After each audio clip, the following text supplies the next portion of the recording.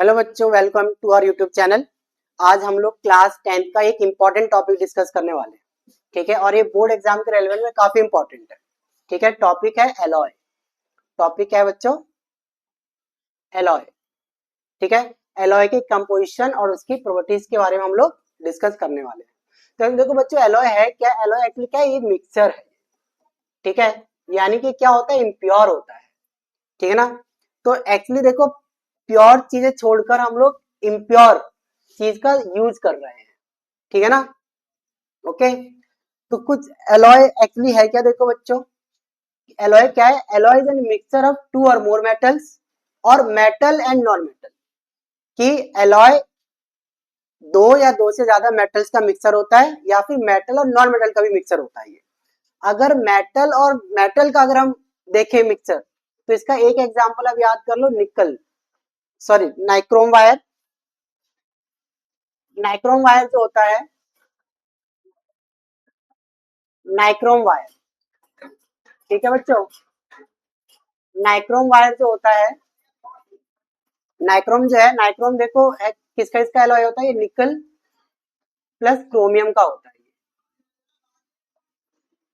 ठीक है, और अगर मेटल नॉन मेटल का अगर एग्जांपल देखें, तो ये स्टील, स्टील जो होता है वो आयरन प्लस कार्बन का मिक्सचर होता है।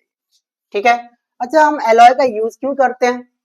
भाई मेटल्स भी होते हैं, मेटल्स भी काफी उसकी स्ट्रेंथ होती है, तो हम लोग एलॉय क्यों यूज करते हैं? इसका देखो पर्पस क्या होता है कि इंप्रूव स्ट्रेंथ, स्ट्रेंथ को इंक्रीज करता है, कोरोजन को प्रिवेंट करता है, और बेटर ड्यूरेबिलिटी यानी कि लॉन्ग लास्टिंग।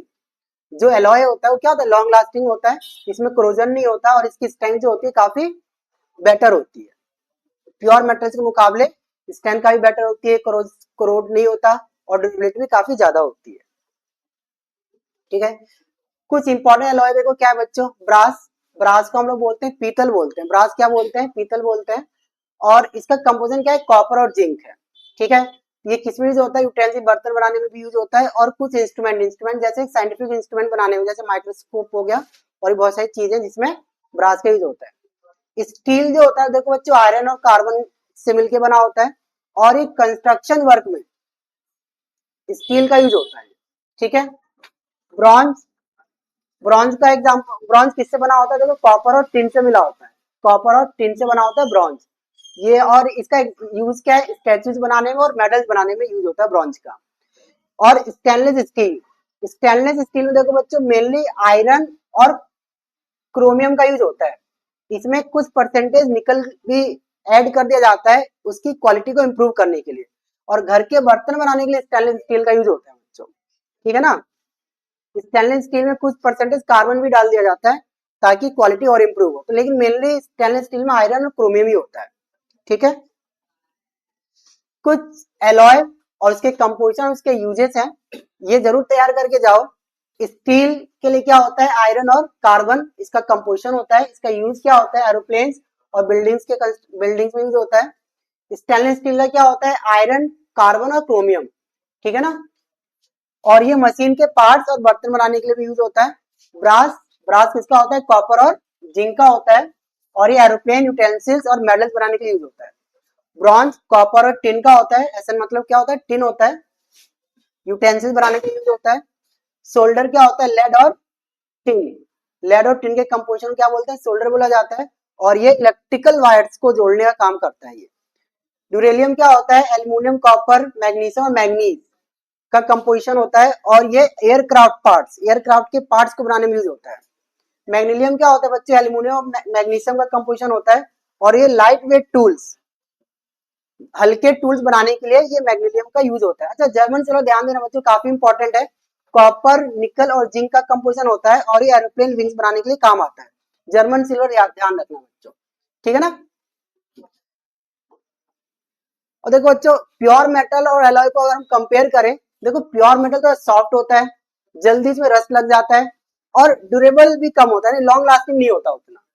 ठीक, एलॉय में क्या होता है? हार्डर, थोड़ा मजबूत होता है, स्ट्रेंथ काफी अच्छी होती है, कोरोजन रेजिस्टेंट होता है, कोरोड नहीं होता है, और स्ट्रांग होता है, लॉन्ग लास्टिंग होता है ये।